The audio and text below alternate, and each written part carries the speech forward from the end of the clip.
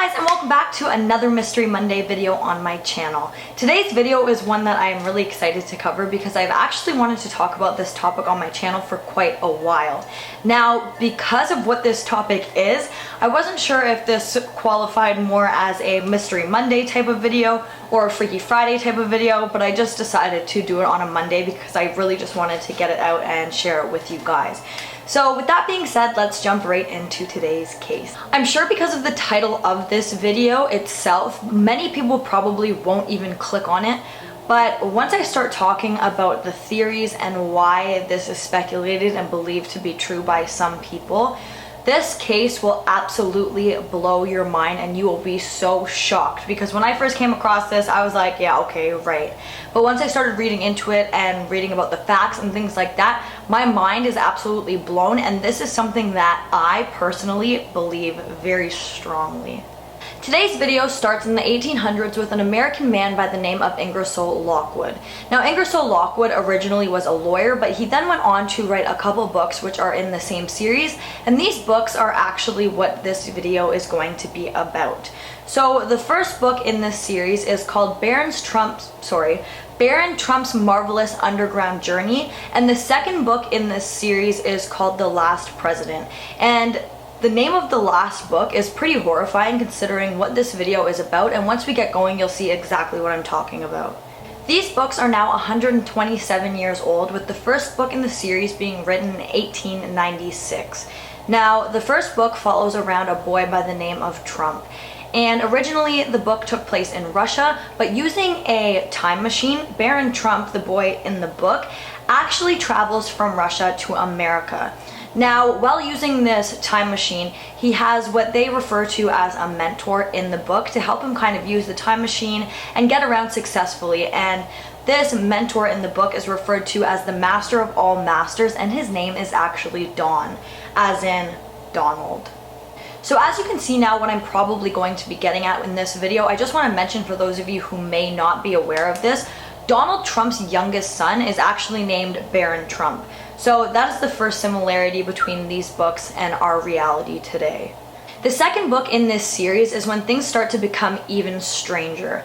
Now, this book starts in America because remember, Trump and Don traveled from Russia to America using a time machine. Now, it doesn't say what year they're in, but now they are in America and Trump is running for president. Now, the crazy thing about this is while Trump was running for president and during the election, everybody thought that this was some kind of joke and that he would be incapable of running the country. But nevertheless, he gets elected. Does that sound familiar? After being elected as president, America goes absolutely crazy. People seemed like they were losing their mind within this book, going nuts, yelling, screaming. People were so upset about this. They were rioting in the streets in the book, just everything that seemed to have happened very similar to exactly what happened in real life after Donald Trump was elected as president of the United States. On top of that, within the book, during the administration of Trump, he's actually helped out by a man who goes by the name of Leaf Pence. Now, that is super strange because the now Vice President of the United States' name is Mike Pence. Within the book, Baron Trump owns a hotel that is located in New York on 5th Avenue. Now, this hotel that he owns is not called Trump Tower, but if you read the book and then look at a map, the hotel in the book is located exactly where Trump Tower is located today. So now we're going to switch for a minute from talking about these strange books to talking about Nikola Tesla. Now, you will see in a minute that these will go hand in hand with each other, so we're just going to switch back and forth for a couple minutes for the rest of the video. Now, I'm sure most of you watching this video know who Nikola Tesla is, and if you don't know who he is, then I'm sure you've at least heard his name before. But I'm just going to give you a little brief brush up on who exactly Nikola Tesla was. So he was a Serbian-American inventor and scientist, and he was also often referred to as a futurist. Now, he was an absolute genius, probably one of the smartest men who have ever lived even today. He was just absolutely brilliant. But with brilliance comes, I feel like most people who are super smart, they're a little bit off, you know, they're a little bit strange, they have some crazy ideas, but he was an absolute genius despite doing some very strange things. He was just super smart. One of Nikola Tesla's largest interests was actually time travel. He spent so much time researching time travel, studying it, and trying to create machines to travel back and forth through time. And before his death, he actually did claim that he was successful in making a time machine and that he had now been to the past and to the future. After Tesla passed away, the government decided to claim all of his property. So anything that belonged to Tesla now belonged to the government. Now, within the government, there are different offices, and this next part of this case is going to sound extremely made up, but I assure you that it is not. You can Google it, you can look it up on the internet. This is actually facts. The office that took all of Tesla's belongings was actually called the Office of Alien Properties. Now, Tesla had a lot of stuff. He owned a lot of things, he made a lot of inventions, and all of this was now within this office. And so the people who worked for this office started to go through his things, but they didn't know exactly what they were looking for, and it was going to take them a lot of time that they just really didn't have. It was going to take up a lot of time that they could have been doing other things, or they needed to be doing other work, and they just didn't have time for that. So they decided to hire a very, very intelligent professor who would maybe know more about Tesla's stuff to go through his belongings and then return them back to the government. The man who they hired to go through all of Tesla's stuff was actually John Trump. That is none other than Donald Trump's uncle, who just happened to be an MIT professor. Now, John Trump did go through all of Tesla's things. He extensively searched it all, and then he got back to the government and said that there was nothing within Tesla's belongings that he thought would have been any use to them. Now, not only does this sound strange to me, but it probably sounds strange to you guys, and at the time that this statement came out, it sounded extremely strange to everybody who heard it. Again, Nikola Tesla was one of the most insanely smart and creative people to have ever lived. So for this man to have gone through all of his stuff and find absolutely nothing seems even more insane than some of the things that Tesla claimed to have invented. Many people believe that while going through Tesla's stuff, John Trump probably did come across a time machine. Now, instead of turning it over to the government, who would likely never let him use it and never release it to the public, he decided to keep it for himself. Now, this is something that I strongly believe, because I think that it is likely if most of us came across a time machine or something like that, rather than turning it over to the government, we would want to experiment with it with ourselves. We would want to try it out. We would want to time travel. And so I think that that is a likely theory. This theory has led many people to believe that possibly Donald Trump time traveled here. Now, I'm not sure if this is stating that he traveled here from in the past or in the future, but it does suggest that maybe he did time travel here. Many people believe that little Baron Trump, Donald Trump's son, has autism. Now, I personally don't know enough about him to give an opinion. I don't really look into Donald Trump and his family too much besides this theory. But many people have speculated that maybe the reason that he seems a little bit off is because he time traveled. This next theory that I'm going to talk about is quite large, and this is actually a whole entire different topic to talk about within itself, because it is so large, and this theory within this topic is kind of just a little piece of it. Now, I'm sure that many of you who watch this video and who watch my YouTube in general probably have heard of a man by the name of John Titor. Now, for those of you who may not know who this is a man who popped up on an internet forum in November of 2000. Now, he continued to post for quite a while, but his first post did happen in November of 2000. So, thinking about this, in 2000, the internet was nothing like what it is today. Many people didn't even know what a forum was. People didn't use the internet as frequently. There wasn't things like Reddit where people just posted like consistent things over and over again. It just wasn't as popular back then. This man, John, actually appeared on an internet forum, and on this forum he claimed that he time traveled here from the year 2036. He said that the time that we're in right now, we're really looked down upon by people in the future. We're seen as lazy and we don't do much, and again, we're just really frowned upon. Now, John's posts weren't consistent, like he didn't post every single day, but he did appear on this forum in November of 2000, December of 2000, January, February, and March of 2001. So he wasn't posting consistently every day, but he was posting frequently enough for people to start to take notice. John Titor said that he actually was traveling back to the year 1975 to speak to his grandfather, because in the future there was a problem with some computer that had a secret function, and that they sent him back to try and figure out what this was or how they could build it in the future. Now, he said that he only stopped in the year 2000 briefly. He didn't need to stop there, but he just ended up stopping for whatever reason. Maybe he was taking a break. Now, I'm going to go back and talk about the computer in just a minute, so keep that in mind. So he said that he traveled back to the year 1975 to talk to his grandfather. Now, I'm going to explain this a little bit, because he said that in the future, when they need something from the past, using the time machine, they'll send back a relative to talk to the person who has the information that they need. Now, I think this makes sense, because you're more likely to tell information to somebody who seems like they know you.